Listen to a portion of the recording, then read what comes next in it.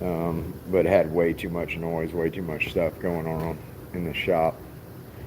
So, 1934 Dodge. Um, we cut the front end out of it factory. In 1934, Dodge had an independent front suspension, but it was a center steer kind of thing, kingpin front spindles. So the customer decided they wanted to go with a Mustang 2 setup. Unfortunately, the only Mustang 2 setup you can get for anything remotely close is for a 1934 Ford, which of course the frame rails are completely different. So we sectioned off the frame rails, got everything level, square, and now we're in the process of putting the Mustang 2 underneath it. Unfortunately, we had to cut the top A-arm mounts off of that Mustang 2 that you can see right underneath there, that little gray piece. And we're going to have to rework those and get those remounted to the frame, and then of course smooth the rails in, get them chopped up, get the core support in so we can have a radiator mount, front fender mounts, and then it'll be onto the back. The goal is somewhere around 5 inches of ride height off the ground. So anyways, that's what we are doing today. I'm going to try and get this thing back to a roller today, which is a catastrophic amount of work. It's not just welding the front end underneath there. I need to get all of this smoothed in. You can see the frame rail factory is wider than the 4-inch. It kind of tapered to a 4-inch and did this weird hat thing over the factory front suspension. So I'm going to taper those all in. You can see that they're going, well, maybe you can't see that they're going uphill, but they're going uphill, but that's intentional. That's how the factory frame rails went. They went uphill, and then right here they did like this weird dog leg thing and tapered down to a 3-inch. So we're going to get all of that framed in, smoothed in to where you can't tell it happened, and then get this Mustang 2 underneath there and try and get the front wheels. Gonna be a pretty cool car. It's got a lot of cool little attributes on it. The front fenders are outside, the interior is slap full, but it's a 4-door, and both front and rear are suicide, which I think is epic. And as you can see, there's a catastrophic amount of room in this thing for 1934, which is really, really cool. It's got the roll-out front windshield. That's what that little piece right there is. It rolls the front windshield out. It's in pretty solid shape. We spent most of the first day getting this front end stuff off of it, and then of course going through and cross measuring and making all of our references. If you can see all this writing on the windshield, that's me getting every reference measurement I possibly can. But anyways, cool car, belongs to a buddy of ours, Chris Cross, and we're gonna get this thing up and going for him, and super low to the ground. So hopefully I can post something else by the end of the day. And let's see, I would inside the bank, oh, 1930s. Yeah, no doubt.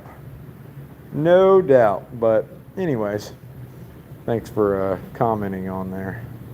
But yeah, we're gonna see if we can't get this thing back on rollers by the end of the day. Hopefully I'll 21st DOG, 21st dog. Hi. But yeah, so hopefully I'll be posting something by the end of the day. Oh, thanks. Thanks, 21st dog. I appreciate that.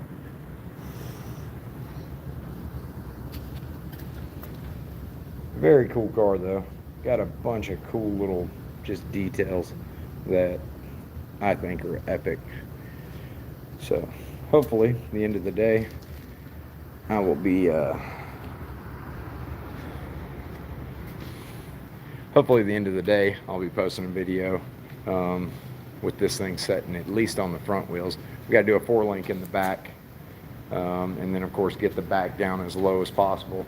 It looks like, as of now, I measured some stuff out yesterday, I think it's going to have some baby notches in the back. Hopefully we won't have to come through the floor to get it as low as we want it, but you can see it is catastrophic as far as how high this thing's set. The back's still setting on the rear suspension. Of course, it doesn't have a lot of weight in the back anymore. Most of the stuff on the inside's been stripped out, but we're going to try and get it to where this goes from being this tall to about that tall, which is a massive drop. So we'll see how it goes. What year is it, Jeremy? It is a 1934 Dodge.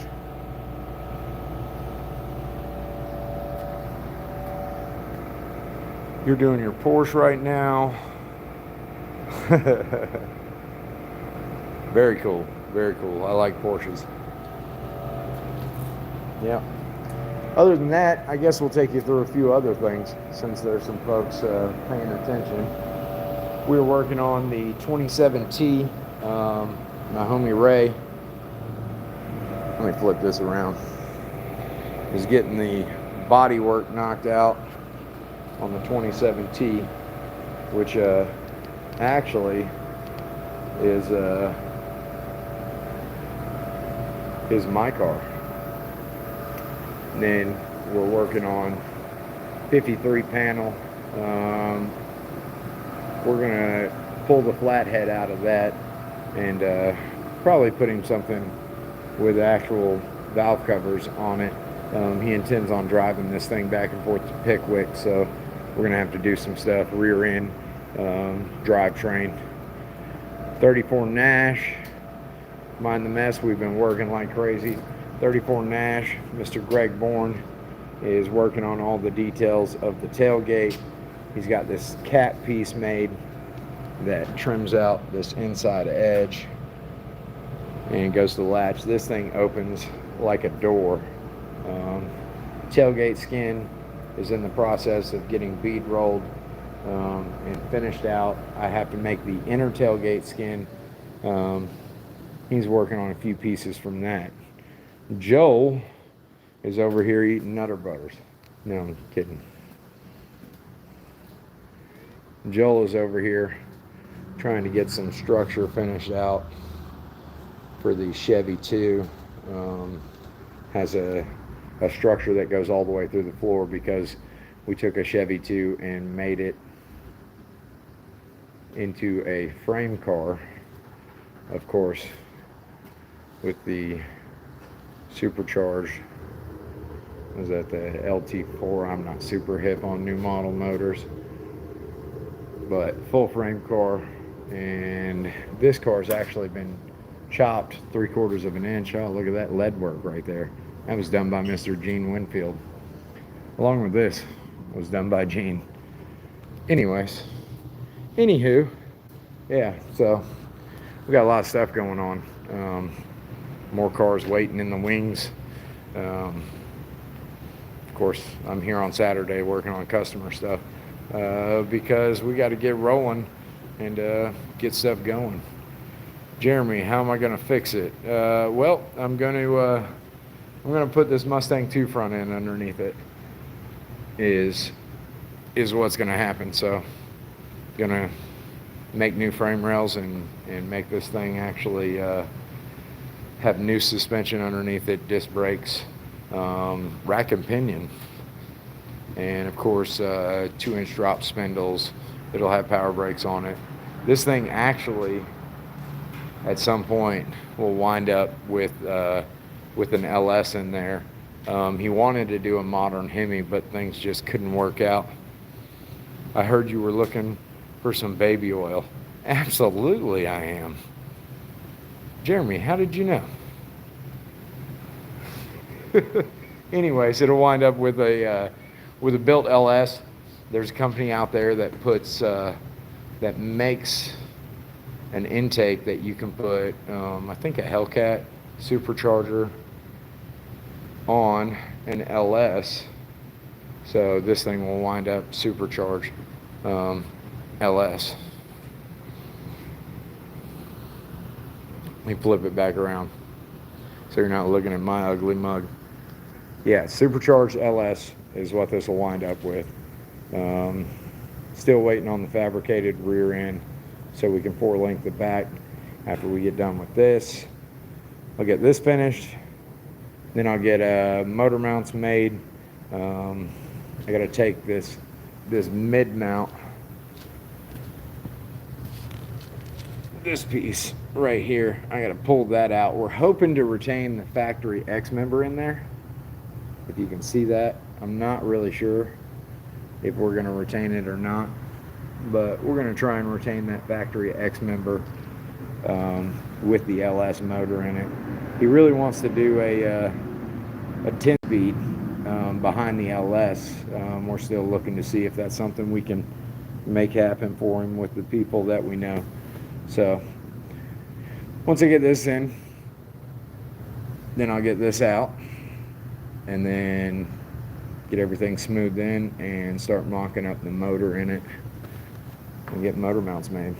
Anyways, I appreciate all you guys commenting, checking it out, and I'm gonna get my happy ass to work. So you guys enjoy your day and build cool shit. Later.